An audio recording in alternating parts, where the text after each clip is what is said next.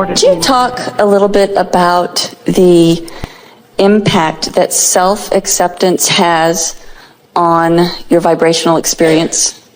I've had the realization recently of increased self-acceptance. Well, it wouldn't have to be self-acceptance, it's just acceptance. It wouldn't have to be self-allowance, it's just allowance.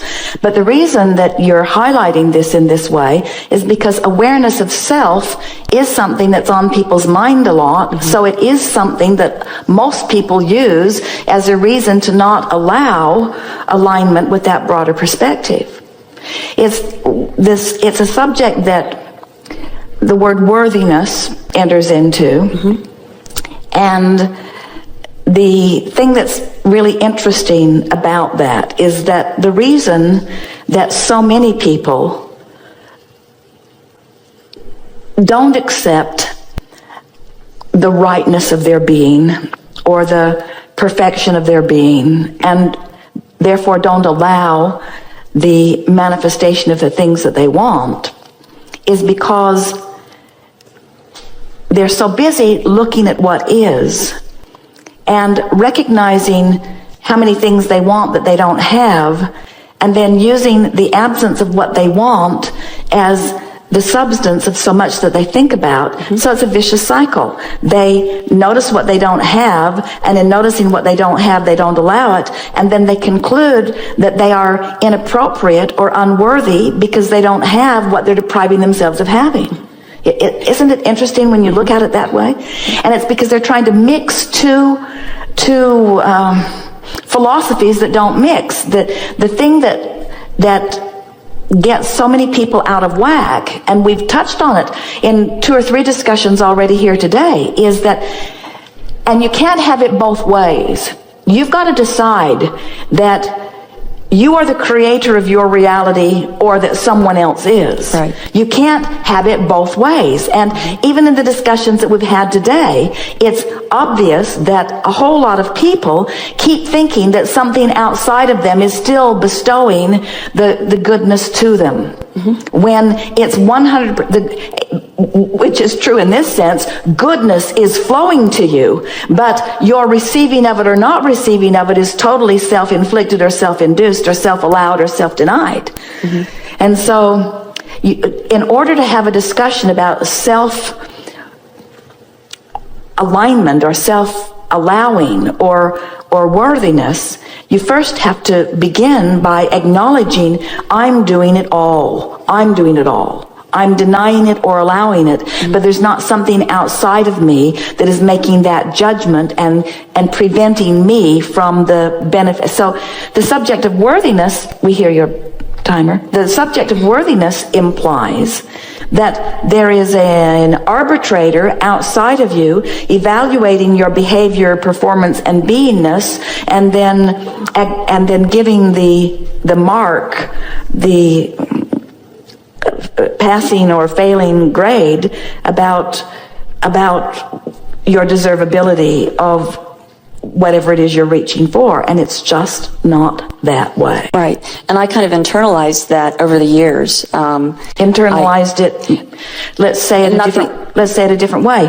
I practiced it. I practiced noticing. Right. I practiced noticing that stuff I wanted wasn't coming, and then attributed it to someone else's evaluation and therefore withholding of love and blessings to me. Right. And now, is it shocking or relieving to realize you were doing it all to yourself? It's a relief. Yes. Very empowering. So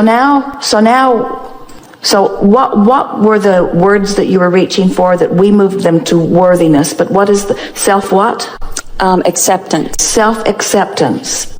No self-judgment and perfectionism. And so in the easy way of answering it, when you're in the vortex, it's not just acceptance. Self-acceptance sounds like self-tolerance. It sounds like I accept Yeah. myself as bad as even though I'm bad. I accept it. It's self-love. But let's take the self out of it. It's love. It's the ability to focus myself into love. And the only reason that we're having a conversation about self is because self is somebody that you think about way too much. Right. Yeah. Well, I was using that as, it was kind of surprising, but that was what was keeping me out of the vortex. Say more. I was being really tough on myself, and I remember talking to you years ago about what's the best way of doing something? You know, what's the best way of getting in the vortex? What's the best way of feeling a connection to, my higher self? And it's just, again, I had really practiced this perspective. Well, you know what's at the heart of that? When you say what's the best way, what's the best way always implies that there are a bunch of people watching me and everyone else and evaluating who's got the best way or the worst way of doing everything. Right. And that's why we never miss the opportunity to say, let's leave the peanut gallery out of it, because what they think of you is way, way, way not any of your business. And if you could stop trying to see yourself through the eyes of others and let it all be about how it feels, then this would clear up easily. Right. It's like this. So here you are, a perceiver, and this is perception. This is eyes, ears. This is perception. So you're a perceiver. And as you perceive that through the eyes of Source, you adore it. As you perceive that through the eyes of Source, you adore it. Because when you're in sync with that which is Source, whatever you are looking at, you are finding its positive aspects. You are finding its cooperative components. You are loving it. So when you are in the vortex, tuned into who you are and turning your attention on yourself, you adore it. And so it's not self-love that we're wanting to guide you to. It's alignment with love that no matter where you shine it. So we're approaching this, you were approaching this backwards. Because what most people mean by love is, oh, that's lovable, oh, that's lovable, oh, that's not lovable. And we say, whether it's lovable or not is irrelevant when you are love. Right. Because when you are love, you love unconditionally. When you are love, you've practiced the vibration of love, so only that which matches it is in your vibration. And so in the early days, we used to say to people, it's easy for you to love that, and it's easy for you to love that, and that, and that. You love the cat, you love the sky, you love the clouds, you love the sun, you love the moon, you love this, you love that, you love this, you love that. So focus on all that stuff you love till you get love, love, love, love, love, love, love, love, love activated in your vibration. It was before we were talking about vortex. Love, love, love, love, love. And then once you're really, really solid in the vibration of love, then turn it around at yourself. Right. And I think, and there's a pretty good chance you'll love for a minute yourself. I did, and that surprised me. The impact of doing that one thing, having it one really intense time, it's like my vibrational footprint just grew. And I felt bigger physically, vibrationally, I mean. And so I was really surprised by that. And I thought, well, in that moment, but you see, the thing that we want to say to you is that you weren't permanently changed. You just found a moment when you weren't resisting, and in not resisting and focusing on yourself, you felt love. But what we really want to say to you is, we don't care if you ever love you or not. We just want you to love. And if it's hard for you to love you, then think of other things. Right. Because loving, and eventually, is what we said earlier, and then we'll take a segment of refreshment.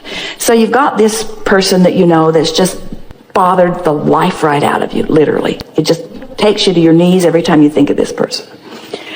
So you don't think of that person because you don't want to be taken to your knees. So you practice thinking about things that feel good, and you feel good, and you think about things that feel good, and you feel good, and you think about things that feel good, until you've practiced yourself in this vibration, and eventually it's not possible for you to think about that person in a way that takes you out of the vortex, because it's just not in your vibrational patterning anymore. Mm-hmm. So whether it's another person or whether it's you, it's the same process. In other words, just practice love, practice alignment, practice feeling good until that's just your MO. Mm-hmm. And once that's who you are, then you'll find that not only can you love this and that and this and that and this and that, but you'll find the best in everything. Mm-hmm. And that's what we call seeing the world through the eyes of Source.